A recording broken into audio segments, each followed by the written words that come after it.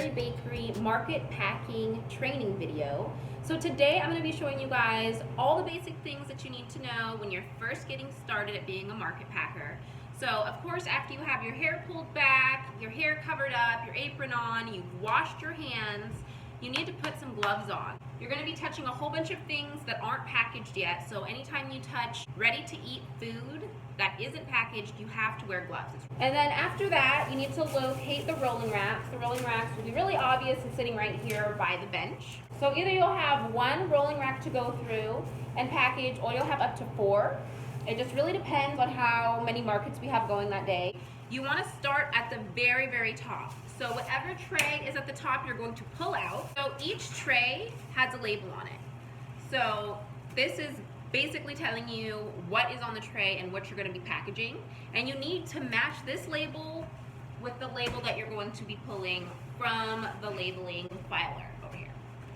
So you'll pull one tray out at a time. Make sure you start with the very, very top tray. So one of the products that you have to be really, really careful with is these unicorn cookies.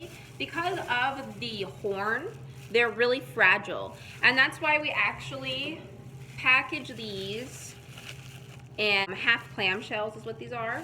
So you have to make sure that you cut these and prepare these first before you start packaging the unicorns. So what you're going to do is you're going to grab these clamshells. These are always right on top of the bakery case. So one fits in one half of these.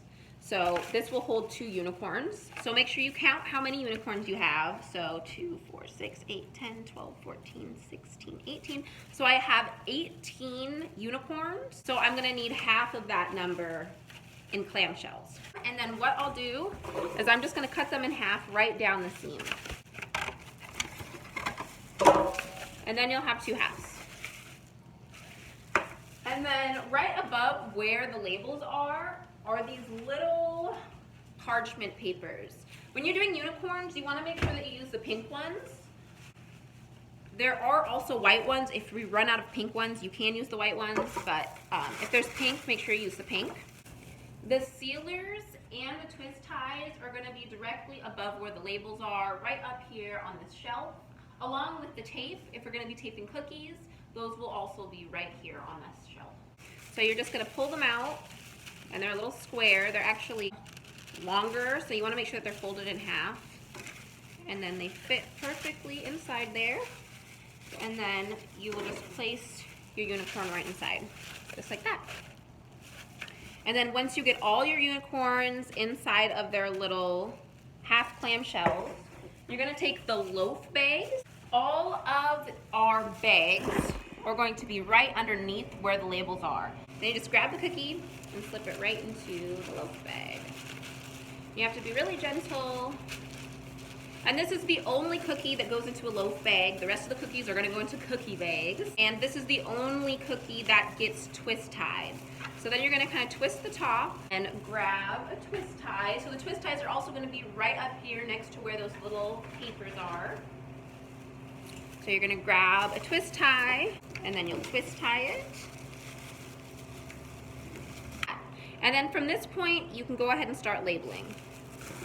You don't have to wear gloves when you label because the product is already packaged. The labels will stick to your gloves and they'll just be a mess. So it's really hard to use stickers and wear gloves.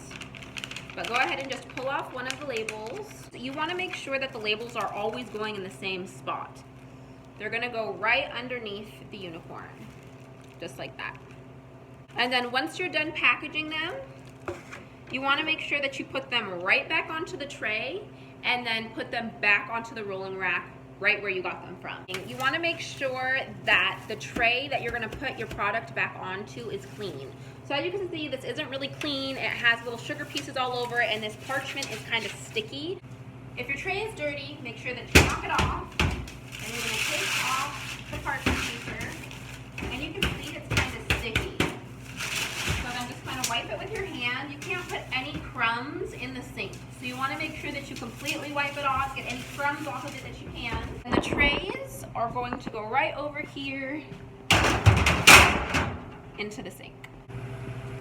Just grab a tray. If your tray isn't really dirty or sticky after you take the parchment off of it, you can definitely use that tray again.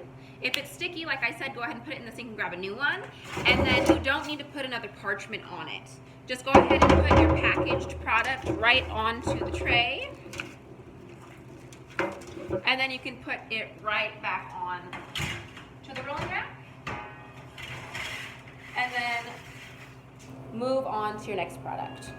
So this one is going to be the cinnamon rolls. So the cinnamon rolls is another really special product because you have to be really careful. You have to use cellophane and wrap them without getting it all sticky and icky all over the place. So you just have to kind of take it slow, and it does take practice. After doing it 10, 20 times, it'll come naturally to you. The first couple times that you do it, of course, it's going to feel a little awkward and it might not look the best, but that's okay. You'll get better at it. You have to find the cellophane. So the cellophane is going to be way up on the shelf, up high. So you have to pull it down. I recommend using the one that has the self cutter on it. That way it's a lot easier to just cut the little pieces off. So when you're packaging the cinnamon rolls, you can just pull off any cellophane that's on top of them. That's just to make sure that they stay moist.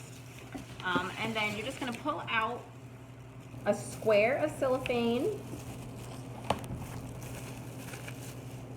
and then make sure you cut it, and then place the square directly over the one that you're going to want to do. You want to make sure that the cinnamon roll is right in the middle. You want to make sure that it's long enough that you can wrap your hands around without actually touching the cinnamon roll at all. And you can see, just kind of bunch it up at the bottom, but you want to make sure that none of the cinnamon roll is out at all. It has to be completely covered. If there's even a tiny little piece that isn't covered in cellophane, the whole thing will start leaking sugar, and the bin at the market and everything will start getting sticky. So it's really, really important. And do not set the cinnamon rolls back down on this tray.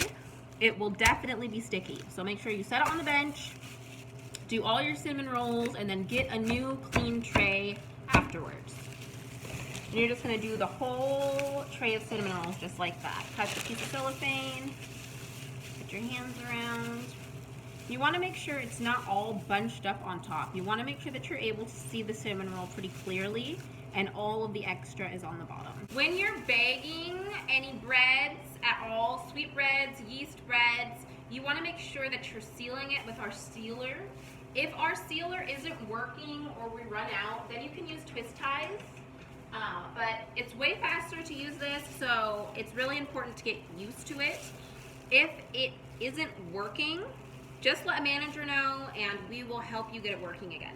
When you're packaging sweetbreads and yeast breads, it's really, really important to not have any air in the bag before you seal it. So when you're bagging things, you just want to make sure that you put it in the bag. And then you want to kind of put your hands at the bottom of the product and not squeeze it, because everything is really fresh and fragile. But you want to kind of put all the extra air and all the extra give of the bag to the top and give it a twist. And that'll make sure that there's no air left in the bag. So after you've gotten all the air out of the bag and given it a little twist, to use the sealer, you're just going to hold the bag kind of tight at the top and just push directly straight down and pull out. And then it'll be sealed.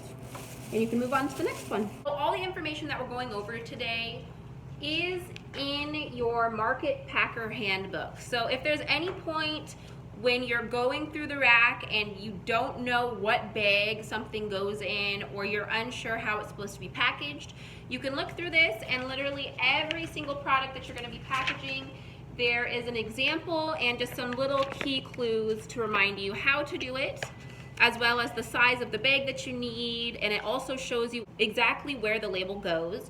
So it's really important to remember that every single product has to be labeled a certain way.